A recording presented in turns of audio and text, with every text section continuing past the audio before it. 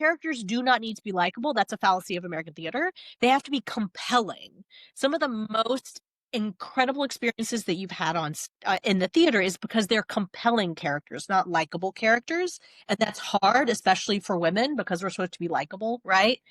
But the idea that the character does not need to be likable, it needs to be compelling, shifted the idea of what kind of stories I could write and who I could put on stage, and led directly to being able to willing to do things like backwards, forwards, back, where he's not always the most likable person, but he is the most compelling.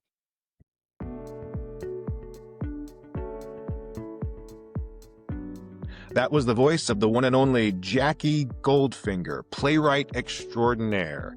She is not my only guest on this episode of the Page and Stage podcast, where we explore the art and craft of writing and performance. Jackie is joined by L. James, actor extraordinaire, and Sue Wolf, director extraordinaire. I'll tell you more about the three of them in just a second. But first, as always, I'm your host, Jason Cannon. Now, I know it's been a few weeks, maybe a couple months since I last dropped one of these Page and Stage podcast episodes. Thank you for your patience. I appreciate your grace. There's just been a lot of really good, exciting things going on. I'm actually working on 3 plays at once, working on a one-man show with my good friend Scott Mann, retired Lieutenant Colonel Green Beret. That's going to premiere in Ybor City in December. And if you're on my newsletter, you're hearing about it. I'm going to keep telling you about it. It is a powerful show coming your way. Based on his New York Times bestseller, Operation Pineapple Express, this play is called 11 Days, the Story of Operation Pineapple Express. And it's based on the true story of how Scott and so many other veterans and civilians helped get our Afghan allies out as Kabul fell. I will tell you so much more in my newsletter. You can go sign up at pageandstage.art. That's pageandstage.art. All of my podcasts are there, including my other podcast, 100 Plays, which is also on a bit of a hiatus, but all of the previous 10 episodes are available for you there. All 2 seasons of the Page and Stage podcast, interview-based show, are over there. All of my weekly Friday newsletters and other tips, tricks, inspiration, and encouragement for storytellers of all stripes. So watch for that one-man show coming out in December. I'm also working with my good friends over at Lifeline Productions on their next season. They're going to have 2 shows telling true stories of mental health and denting the stigmas around mental illness. 2 new playwright performers, both of them amazing. I'm story coaching one and writing the other, and just so honored. So if you've been wondering why these podcast episodes haven't been coming out as regularly as they were earlier this year, that's why. All good things. But yes, I still keep having these wonderful conversations, and I'm going to keep sharing them with you. And if you ever have a comment or a question, please just reach out. I'd love to hear from you. So this week, Backwards, Forwards, Back. That is the title of a one-man show that was written by Jackie Goldfinger, whose voice you just heard a minute or 2 ago. And L. James is the actor who's performed this solo show, and Sue Wolf is the director. So the 3 of them joined forces to bring this show, Backwards, Forwards, Back, to life. It premiered at United Solo up in New York earlier this year, where it won Best Director and Best Actor. They gave it more and extra performances because it was selling out. And they were invited back by United Solo again this November 14. If you are in New York on November 14, go check out Backwards, Forwards, Back at United Solo. So this is my first episode with 3 guests. I've had 2 guests a couple times, but now I've got a foursome going. First time ever. Super exciting. And this conversation is so compelling. I can't wait for you to learn about what it's like to write a one-person show, what it's like to perform a one-person show, and to direct a one-person show. And the extra really cool angle here, one of the reasons I was so excited to do this episode, is that Elle is an Army veteran. And the show is about an Army veteran who is suffering from PTSD and who has to find ways to learn how to cope with it. And one of the ways that is explored in this particular play is virtual reality. How to use virtual reality to address PTS. Now you can read all of their bios and find all their links to their shows and books in the show notes. But right now, let's just get to it. here we go with my conversation with Jackie Goldfinger, Sue Wolf, and L. James.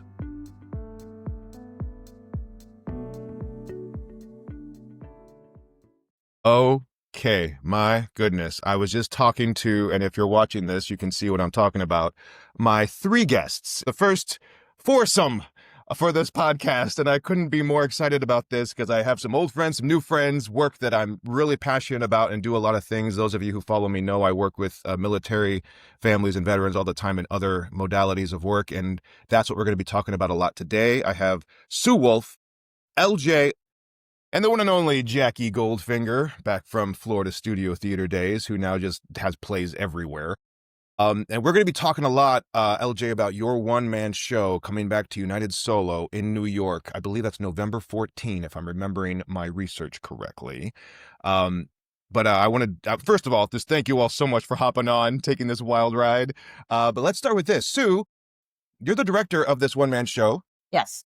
And I have to ask, because I'm a big fan of funky emails as well. My email for years has been Citizen Canon ever since I went down the Orson Welles rabbit hole when I played him in a play once. And I'm curious about this.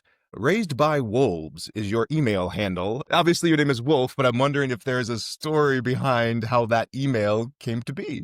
Well, my parents were Lucas and Harriet Wolf, and I was raised by wolves. Well, it's very literal. It was literal, and it was long before the movie. So, yeah, everybody's like, Sue, man, your name is there. I was like, yeah, okay.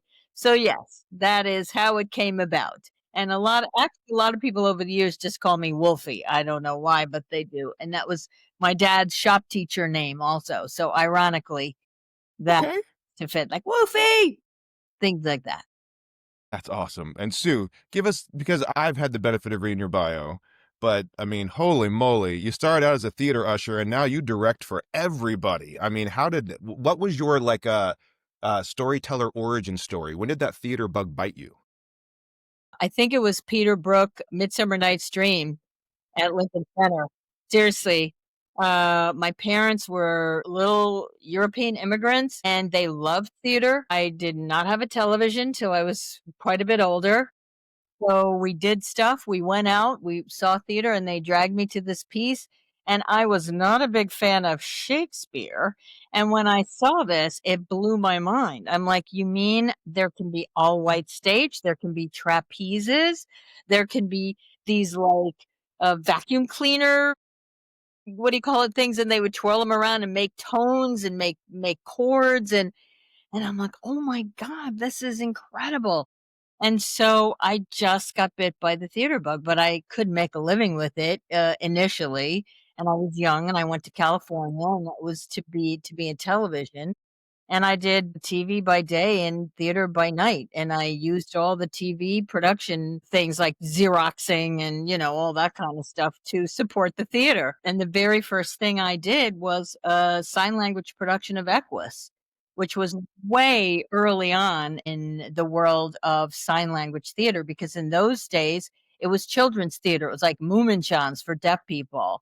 Right. And Louis Merkin wanted to do Equus, and the deaf community was like, oh my God, no, nudity. And we're like, excuse me, don't deaf people have sex? Don't they get naked? And they're like, we think so. So when we did it, it ran for 2 years in Los Angeles, which was unheard of in the 70s. Unheard of. And actually, you talk about storytelling. Is it Mark Medoff who wrote Children of a Lesser God, I believe? Does anybody know? I think it's him. I'll fact check it later. They had Children of a Lesser God was many, many, many characters, and then they diminished it because they couldn't find deaf actors.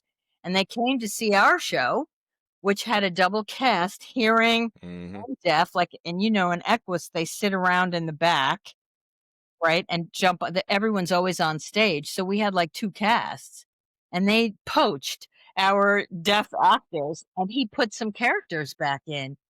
And where I'm staying tonight, they were both understudies for Children of a Lesser God, and they got married and had my godchildren. So that's why we all found. But it's all that's so good. Yeah, and Mark, wow, you have to give him credit for expanding his storytelling potential, because he saw actors that could handle what he was doing at the time. It was an exciting time, but it was the 70s, and absolutely nobody knew what to do with me. I was 20 and a theater director all over the news and in the papers and all this kind of stuff. And I was like, I looked like I was 12, but I love theater. I just love storytelling. I love it. That's why Oh I my goodness. love this piece so much. It's such a tour de force of poetry and impact. And anyway, somebody else. Well, yeah. No, we're gonna pick on LJ here in a second for sure. One quick thing, LJ, just gonna make curious. I saw in your bio that you worked at Freefall Theater. Yes. Yeah, that's down because I'm in Sarasota and St. Pete's right up the road. Yes. So I'm curious, what brought you to Florida? What show was that? That was The Agitators by Matt Smart. Okay. And funny enough, I did that play at the same time as I did Backwards, Forwards, Back. Holy moly. Wait, when you say same time, do you mean when Backwards, Forwards, Back was being developed, or like you would commute between Florida and New York for performances? I had already gotten Backwards, Forwards, Back at this point. And then last minute, Matt McGee, who works with Free for All, we were in Music Man when I was in grad school at Oslo, and I hadn't heard from Matt, and all of a sudden, like, Matt was like, "Hey, there's this time period. Could you play Frederick Douglass?" And I was like, "Sure." So Matt and all those guys are great. They actually got a wig made for me at the Met from someone who was at the wig department at the Met. They made my wig, one of his old students. And so yeah, while Agitators was wrapping up on its last week, Backwards, Forwards, Back was starting. So I would go for rehearsal for Backwards, Forwards, Back, where I first met Jackie, and then zip back up for a show that night for a whole week and a half. Oh Yeah, my. like a madman. Build up some miles that week. Yeah. Yeah. It was great. It was great. It's like, you know how as an actor, you're like, yeah, this is what I'm talking about. So yeah, it was exhausting, but great. Living out of the suitcase. Yeah. Oh yeah. Awesome. All right, I'm going to come back to you in just a second, but Jackie Goldfinger. All right. Oh my goodness. So I do want to really, really quick, because I saw this all over social media too. Got my own copy, but I think your second edition of Playwriting with Purpose was just released. Oh, and there it is. If you're watching on YouTube, there it is right there. Go find that for yourself at your favorite online bookstore. And I know this book now gets taught all over the country, Jackie, in curricula and colleges, universities. But my question for you is, what do you mean? Give us the elevator pitch on what you mean by playwriting with purpose. There's a million playwriting books out there.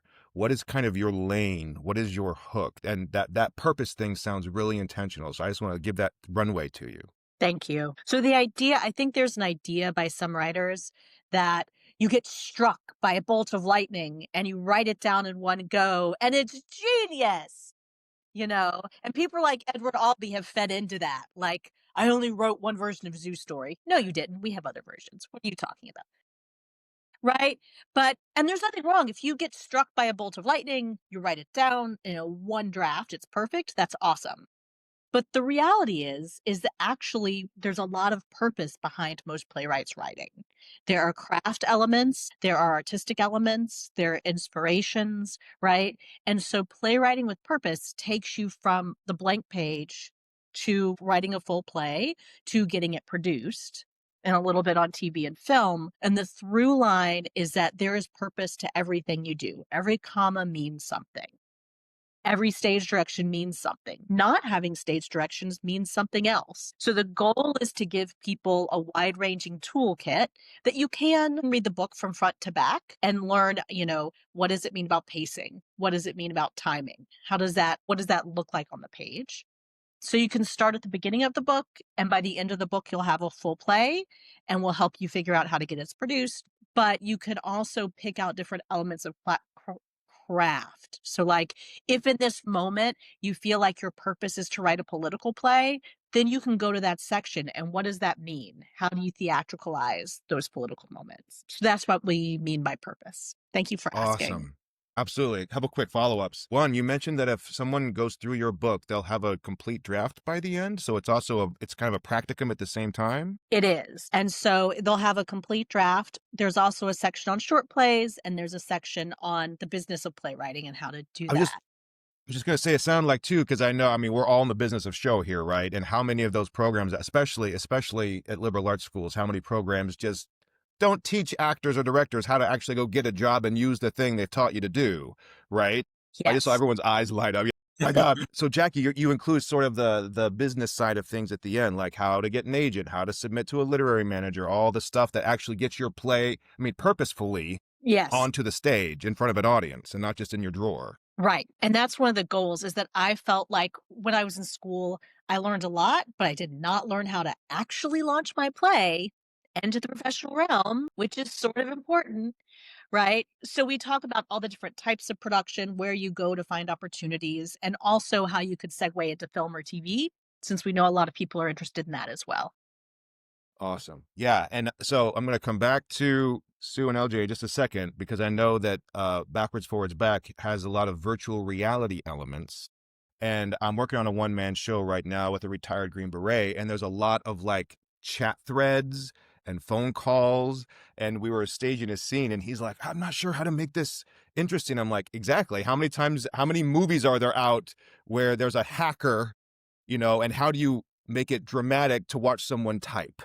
Right. And it's usually like a lot of moving shots, a quick edits, music comes in, right? It turns something sort of mundane that's all happening inside someone's head, basically, into something that's externalized. So you said something very similar, which is how to theatricalize, right, something. And I'm curious, we're going to get to LJ and Sue here, but because you wrote this play, Backwards Forwards Back, did you have ideas of what virtual reality should look like on the stage? Or was that a problem you just kind of left for Sue and LJ to figure out? So I give people options in the script. I will say today we have so many great examples, right? We have Water by the Spoonful by Hudes. We have The Nether by Jen Haley, right? Like, we are so lucky that we have playwrights who've explored how do you use technology on stage. And so I read a lot of those plays. And what I came to for Backwards Forwards Back specifically is that because what the character is experiencing in terms of the reality in their brain, what they think is happening, whether that be an explosion or something else, versus what is happening in the actual world around them. Like, let's say they're driving a car and there's a crash ahead of them. And so in the real world, like where they're physically embodied, there's a car crash, but their brains triggers them into the war world, where actually maybe it's an explosion. Right. So one of the things that we've done is there's a version of the script where you can use projections. So you see the actor physically embodied in the physical embodiment world of the present, but then on the screen, you see what's in their heads. And then there's also a version where we do it solely through movement, which I think might actually be a little more theatrical. Yeah. But that is definitely something I thought about. And there are some great models out there. Awesome. Yeah, no, I took a crack at the Nether at FST and Right? creepy. Yeah. Incredible play. So before I dive into this now, the process of putting the play up, LJ, because you are an Army veteran. Yeah, U.S. Army veteran. Yes. Talk a little bit about your journey here. One, when did you go into the Army? Two, you mentioned Oslo, the conservatory. For those who aren't familiar, it's a very vigorous acting training program right here in Sarasota. So was acting first? Was the military first? If it was military first, what led to acting? Like, what was that transition like for you, and which way did it go, and why did you do either of them? So yeah, both have been part of my life since I was born, in a sense where I was a military brat. So I was familiar with service, and my stepdad is who served. And, my first acting gig was, the nativity story, like most people.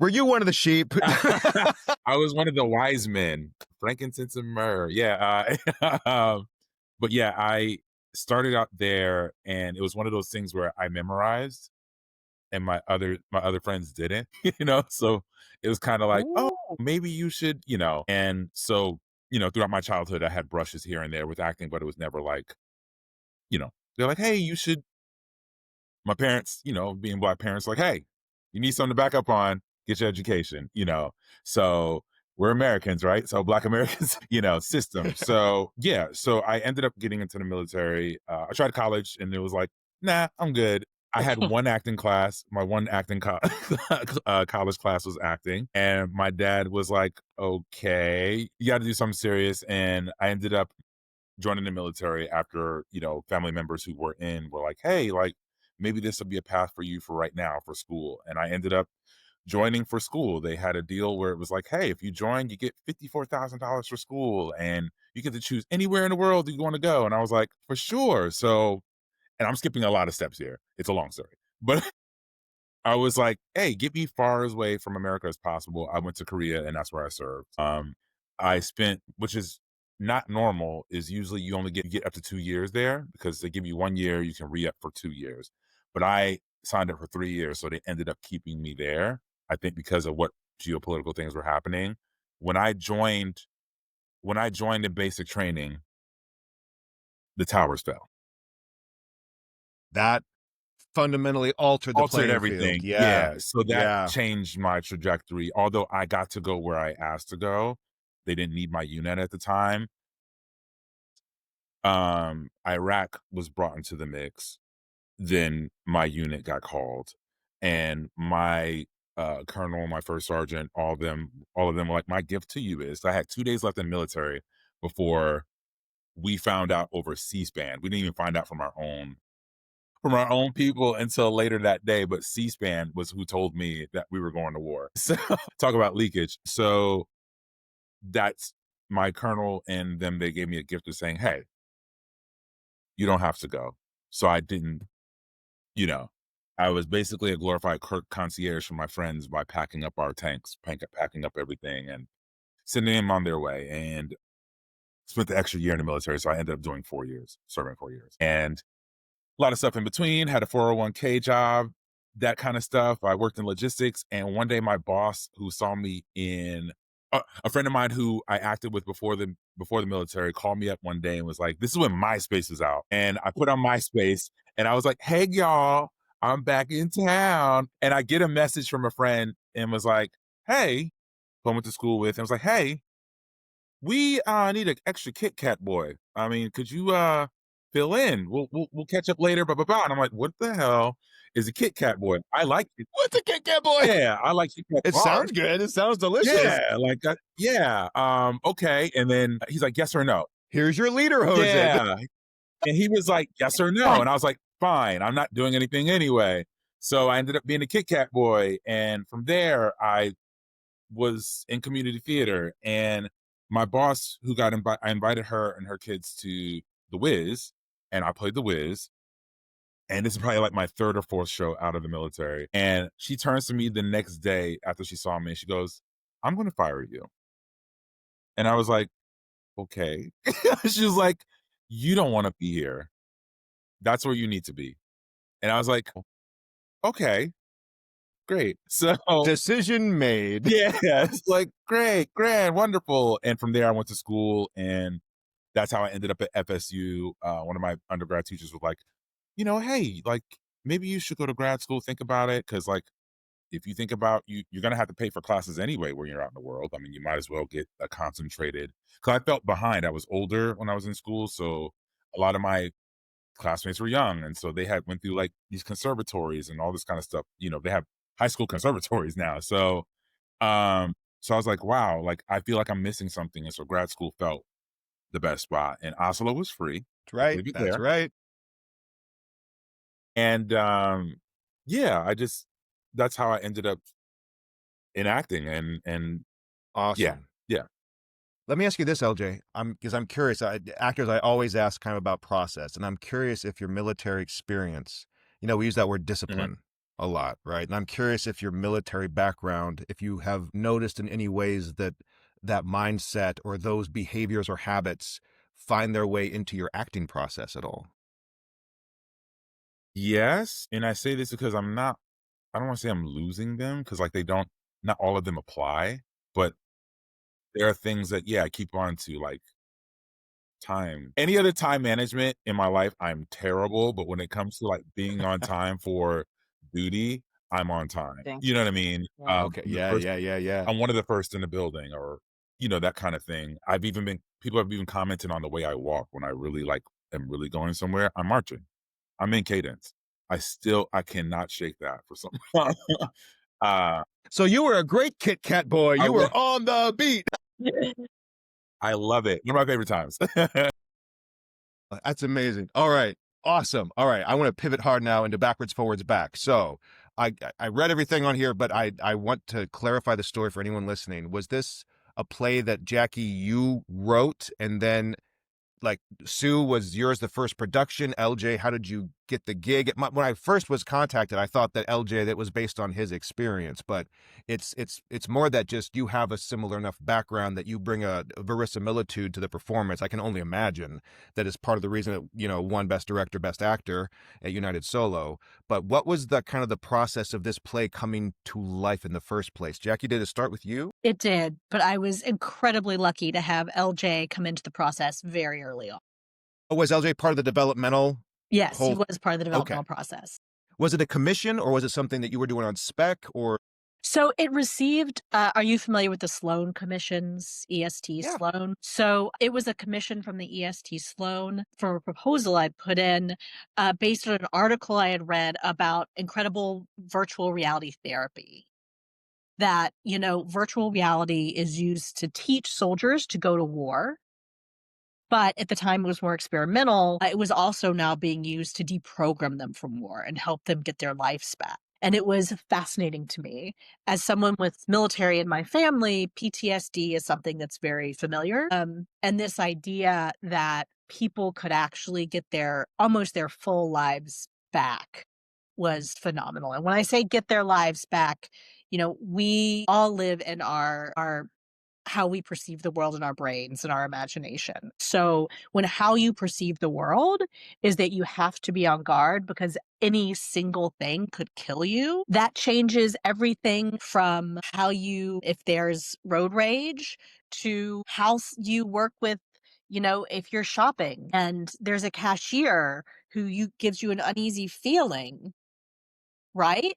Then you can overreact because of the fact that you're always used to being on your toes. You're always assuming someone's coming at you, right? So PTSD symptoms range from, or sometimes people call it PTS, right? Range from what we think of as extreme PTSD, which is what LJ's character experiences in the play, which is that there is a band playing at a 4th of July concert, and the tinny notes of the brass combined with the fireworks trigger an extreme PTSD episode, right? So that's from the play. But really, PTSD runs the gamut from, you're walking down the street and you step on a branch and you hear a sharp crack and you turn around and shove the person next to you because you think they're coming at you, right?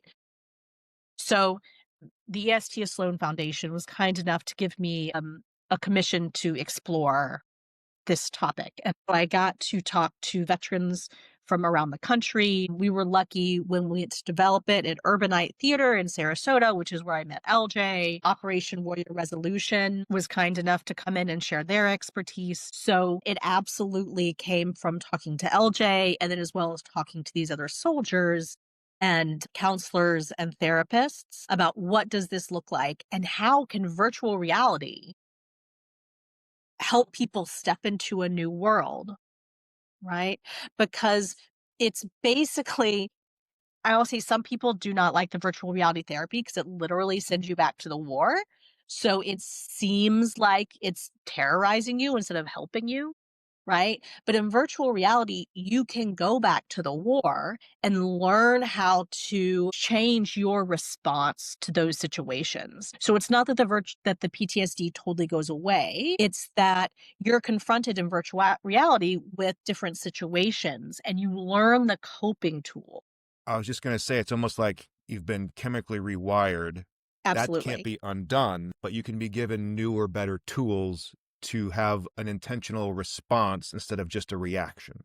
Absolutely. And what they're finding, and of course, this is a new therapy, so who knows what will happen long term, But what they're finding in the short term is that the more the soldiers practice the coping skills, the symptoms get less and less and less and less, right? Because it's like a Yeah. muscle, like you're strengthening it to the point where soldiers don't necessarily wake up at night.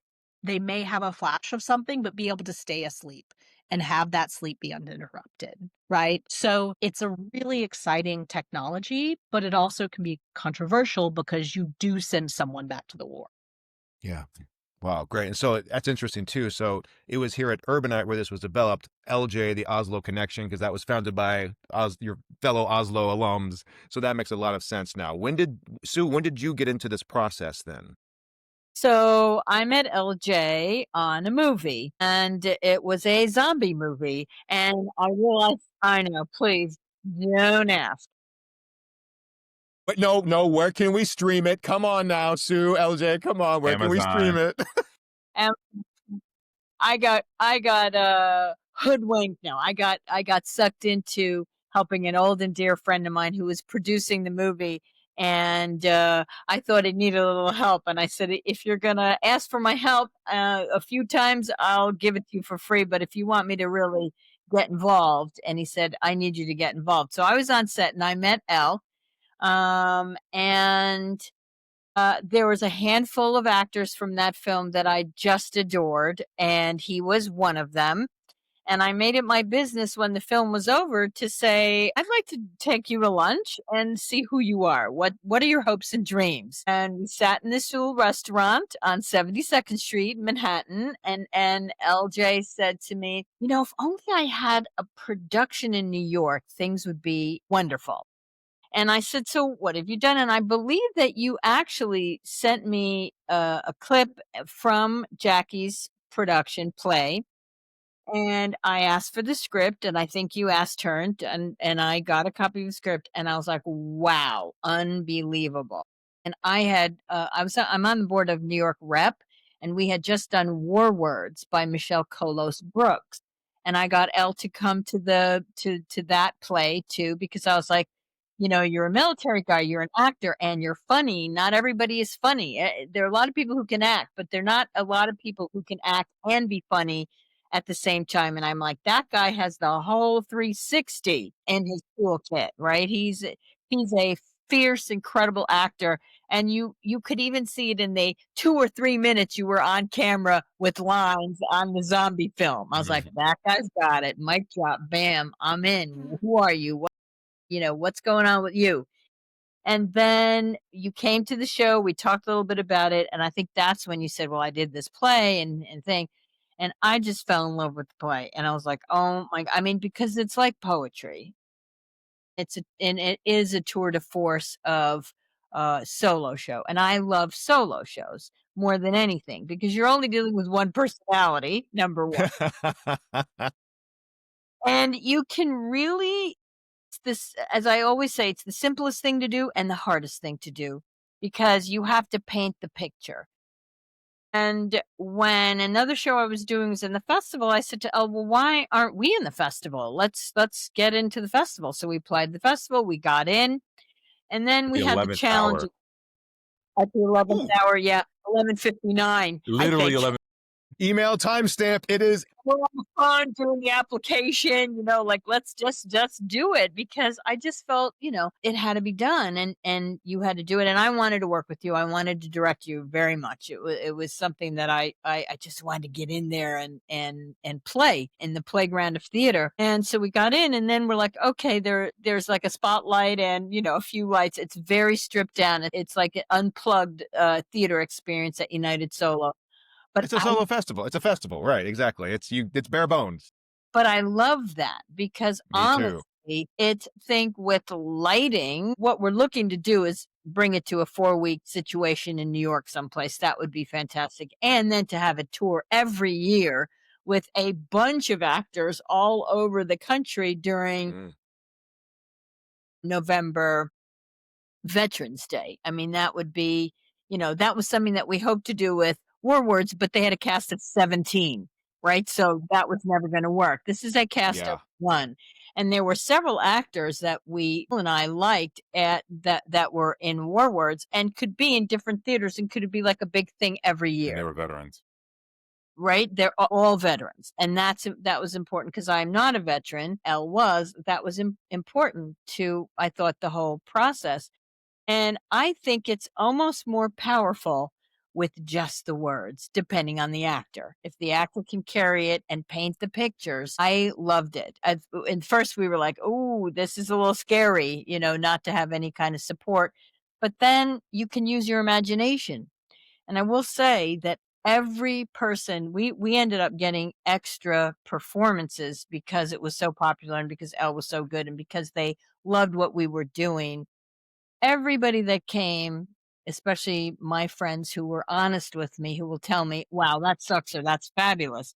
They were like, this is incredible. And we understand PTSD for the first time in our lives because of this play and because of this actor.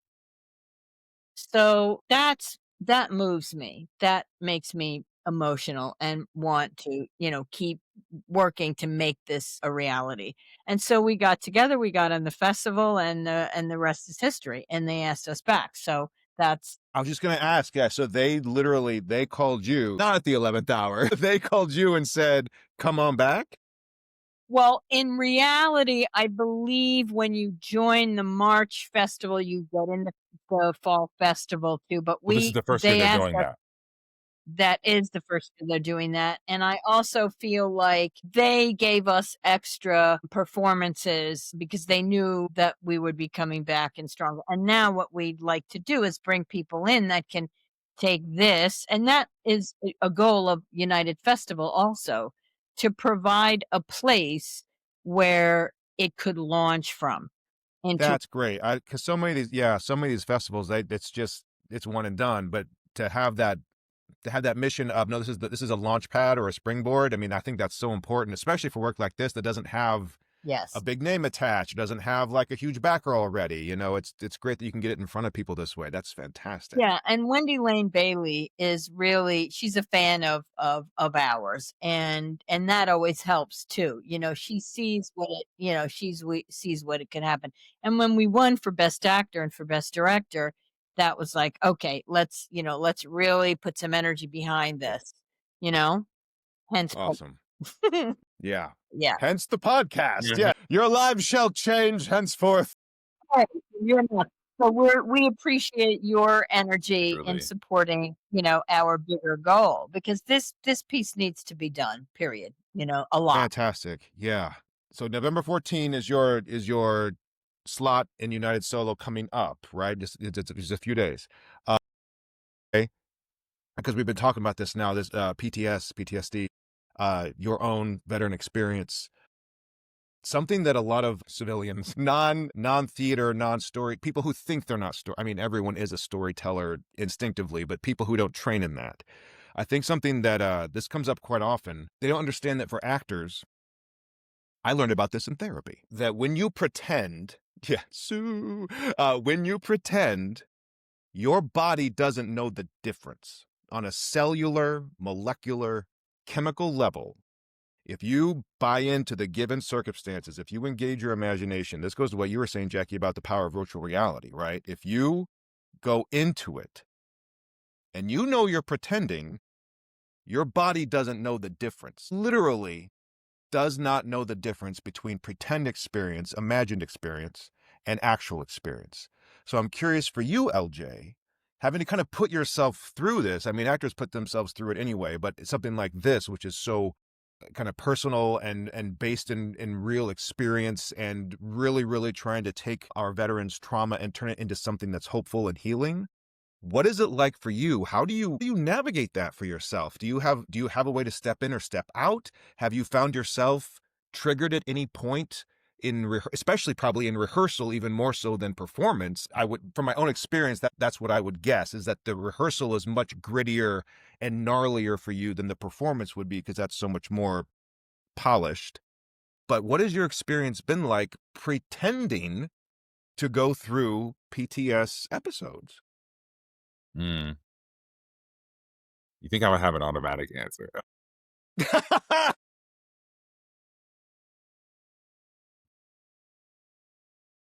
Wow, you think I might have an answer? It fluctuates, right? It's different every time. As someone who is to what you were saying before about therapy, having a support system is the biggest key to being able to step in and step out. Having that experience of high stress situations like that, it's trained into me, it's ingrained into me. And, I've had PTS before the military. You know what I mean? So Yeah. Yeah. culturally there's something there too. If that without getting into it, but that's been a help. But support is the biggest key, of Sue, of Jackie, my partner, those in the room. Everybody that's come along with this project has been super supportive. And I will admit that sometimes I do have aftershocks because it'll come out of nowhere where you're like, oh, I'm here. I'm here. And you can never be too polished. You can never be too prepared. But that support is always gonna like cushion those experiences. Yeah, because especially in a solo show, you don't have like who's your scene partner? The actor cube, right? And again, a lot of solo shows. I'm going to bounce this to you after LJ speaks to. I want to bounce this to you. Um, Doing solo shows is again near and dear to my heart too. Uh, without having a live scene partner, whether the audience is the scene partner or your memory is the scene partner or the prop is the scene partner or God is the scene partner, right? You have to find that thing to pour it into. Yeah. So when you say support, not having fellow castmates going through it with you has got to be really tough. So where else do you find that support for yourself? Do you find support from the audience? Do you find that they take the ride with you? Yeah. Or do you have to kind of self-generate other ways to find that support? And then Sue, once LJ answers, I'd love for you to talk about some of the obstacles you had to overcome in terms of making sure LJ was supported when it came to taking this on, 55 minutes and it's just you.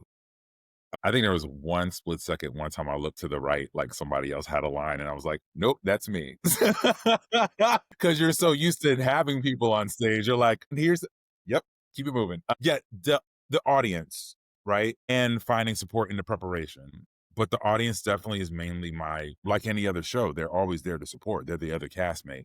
So it can be tough sometimes because some people you could tell it affects them differently, especially when it's one person. They don't have anything else to look at. So you're looking at them and people will avert their eyes and you're like, oh, you have to look to someone else, but that's okay because it can be intense and that's a human response to when something's intense. So, you have other audience members to riff off of. And when that's not there, then you're in character, right? You're in the preparedness that you done to support you, you know, to get there. Yeah, awesome. Sue, because again, I'm right in the middle of it right now doing a one-man show. So there's a lot of tricks, there's a lot of ways you can shortcut it, but at the end of the day, like you said, the actor has to paint the picture. So I'm curious, Sue, in terms of you approaching this play, you read it and fell in love with it, fell in love with LJ. As you approached this as the director, what were some of the obstacles you had to overcome, and what were some of your favorite surprises in terms of getting this thing on its feet? Interesting. The thing I find most helpful in being supportive to a one person show actor is to remind them that things need to still be fresh. It's not just because it's so much memorization. It's so hard to memorize. And often the chicken and the egg. Do you memorize before you stand on stage or do you memorize as you're working on stage? My theory is get it on stage, we'll memorize it together. Mm. LJ had already memorized it from before. So it was both good and bad for me because Right. because I wanted a fresh take on some of the things that he had chosen to do, right? We had several wonderful spirited discussions about who he's talking to when you first meet. Spirited discussions. I love that. Artistic. I love it. That's the fun part. Yeah. And I always say, when people say, "What do you do for a living?" I go, "Oh, I argue about make believe." That's what I do. That's all I do because what Jackie wrote is make believe, even though it's based on total reality. And what Ella's doing is taking those words and figuring out how he wants to internalize it and present it. So it's a combination of, when you're saying these things, what are you seeing? And that always helps an actor in a one person show. What are you seeing? What are you feeling when you're saying this?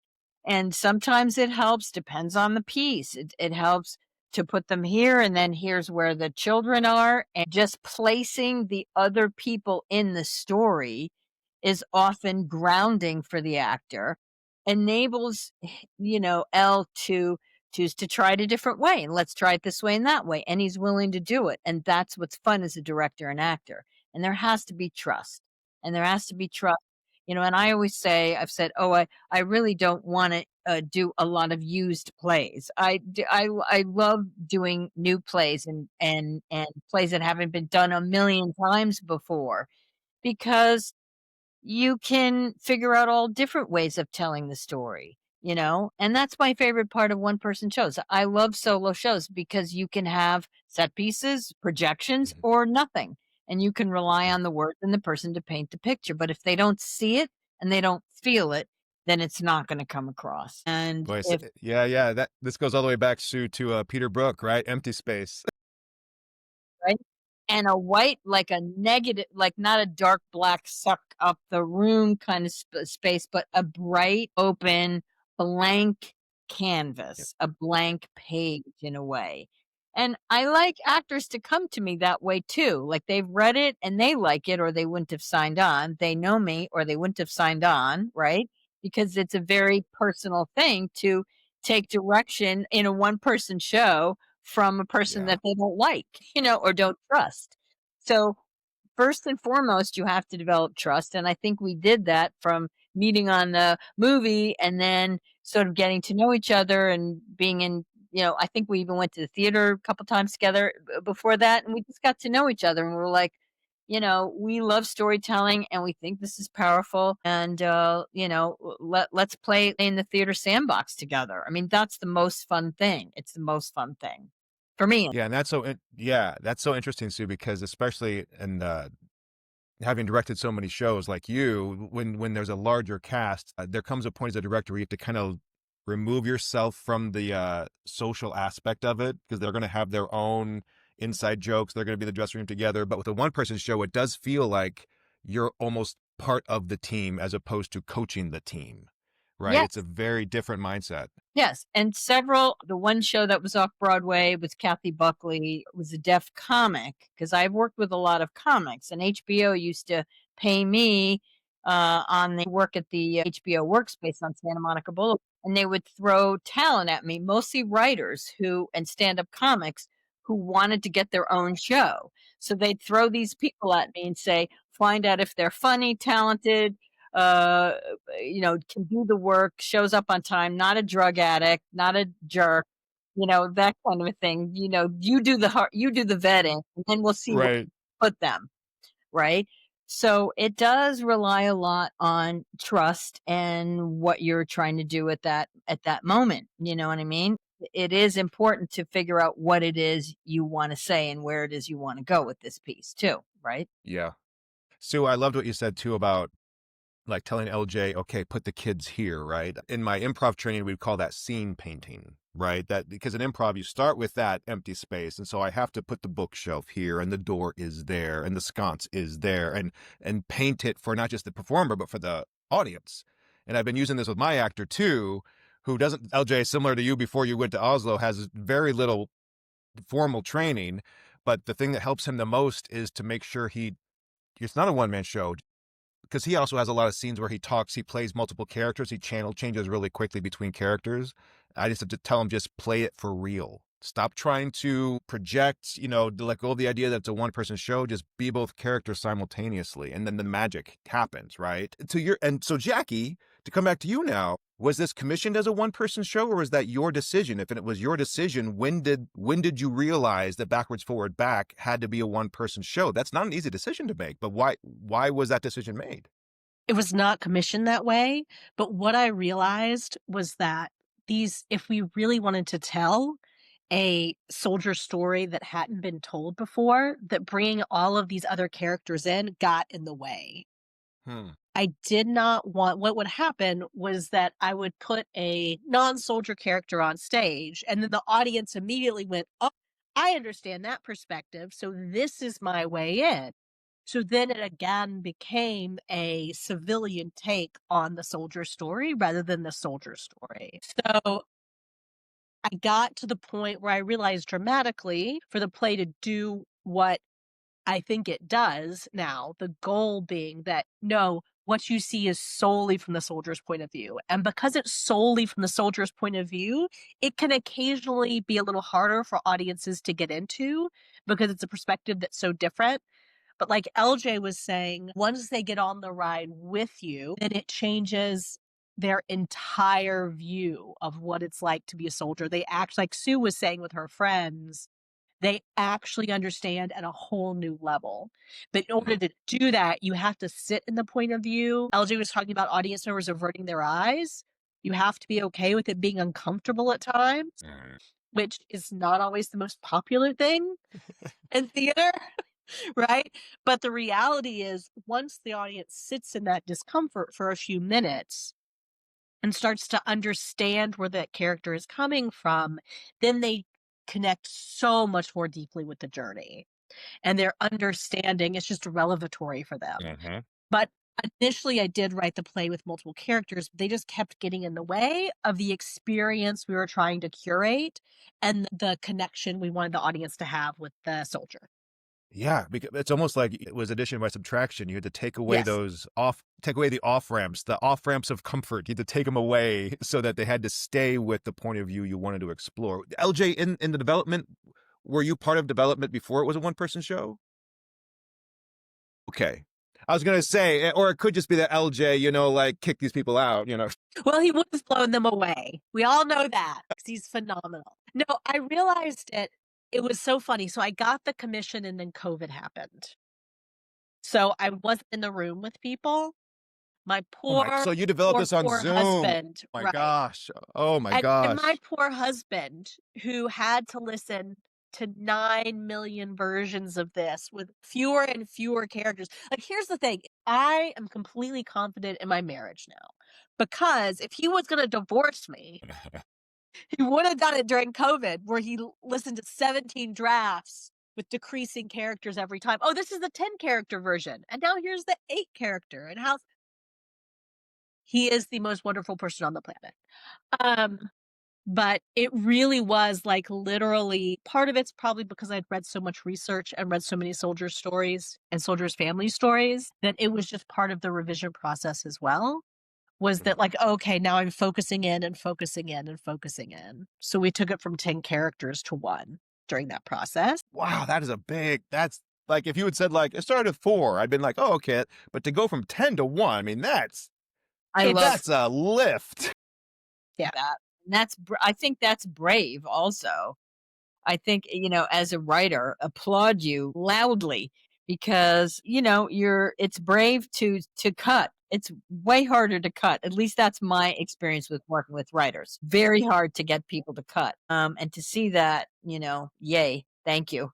Yeah. Well, I think that it started out with the therapists and the soldiers and their families. And then it just kept shrinking down based on the effect we wanted the play to have. And also, LJ was the first actor in the first one-person show version of the play. So he influenced an incredible amount of how I feel like when I first gave it to LJ, I was like, here are 11 monologues. Let's see if they fit together at all. So, because I'd taken out and of these kind of larger scripts, taken out the most potent moments that I thought the soldier character had. So they really were a series of monologues. And with LJ's help and the help of Operation Warrior Resolution, which I encourage people to support, especially in Florida, they help Florida vets. I was able to take those monologues and weave them into an actual story. That it's now one full play with one full experience. We never go to black. You take that journey beginning to end. Amazing. All right. I want to be very cognizant of your time. So I do want to jump to the spotlight here. We could just go forever, but I encourage everyone to go see the show. For sure. If you're in New York, November 14, please go check it out. And obviously, yes, if you also have deep pockets, put this thing on the road. Uh, I do want to ask each of you one of my favorite questions, which is, what is the best advice that you have ever taken? Sue, I'll start with you. What's the best advice you have ever taken? It was from my saxophone teacher, Jimmy Giuffre, who wrote Four Brothers and played in a lot of big bands. He was a real character, and he always said to me, there are no wrong notes, just passing tones. In other words, when you're improvising and I'd be like, oh, that was terrible. He goes, no, it's not terrible. It's terrible if you sit on it, but if you get off it, it's a passing tone. And that's what I always tell actors, writers, directors before, it's a really good piece of advice. It's like, don't be afraid to make the clunker note. Just get off it if you hate it, or if it sucks, or if it's hurtful or doesn't belong there, So that was my favorite piece of advice. Yeah, it reminds me of something I'd like to say to my students too, that expertise isn't about not making mistakes. It's about knowing when the mistake is and tossing it. It's not that you become perfect. It's that you become more and more cognizant of when it's not. It's just passing tones. It's all, Passing tones. That's so What? good. LJ, best advice you've ever taken? Undergrad professor Maria Vale said, you just got to breathe, man. Just breathe. Remember to breathe, man. Verbatim. That's so good. Man. Yeah, because what it comes down to is that it's tension, right? Tension's the enemy. And the number one way to get rid of that tension is, just breathe. And it brings you back to the present, right? You can't be anywhere else. That's so good. So simple, so good. Jackie. Yeah. So I wrote a play called The Arsonists, which is about a father-daughter arson team. And which I really enjoyed, but I was getting a lot of flack for it because they were not likable characters. And there's a thing in American theater where theaters want people to like who's on stage, which I think is a problem. But I was getting a flack and I couldn't get a production. And I got lucky enough to be in a workshop with Paula Vogel. And when she's like, you wrote The Arsonist, because she had read some of the plays before she came into the workshop. I was like, yes. And she reached out her hands and she gave me a huge hug. And she said, I love that play. And I was like, why? Because no one else does. And we had this great conversation. And she's like, characters do not need to be likable. That's a fallacy of American theater. They have to be compelling.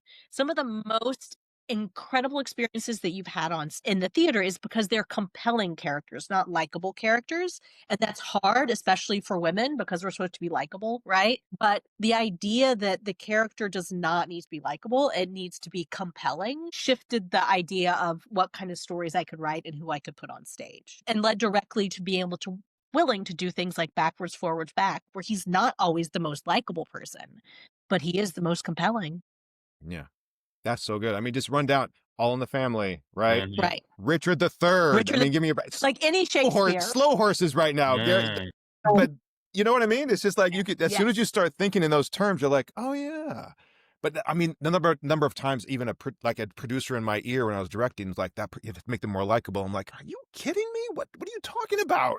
Right. It just flattens everything. It makes it so generic. Absolutely. Well, that's good. All right.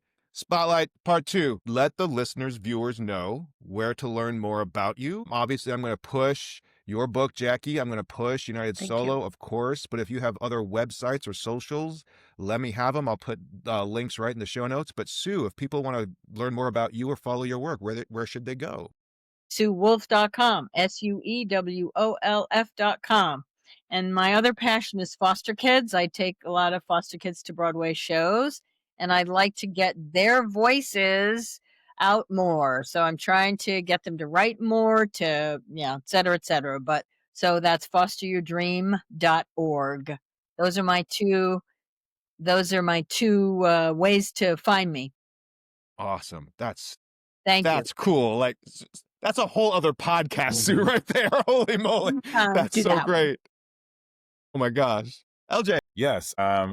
Due to the pressure of Sue and Jackie, I finally have a website, ljames.art.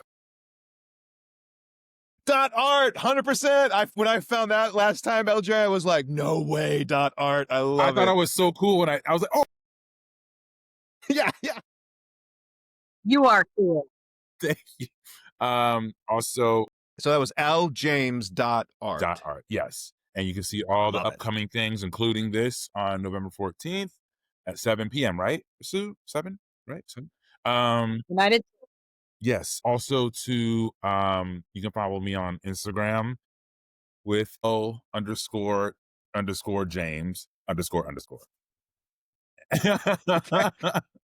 So memorable. Yeah.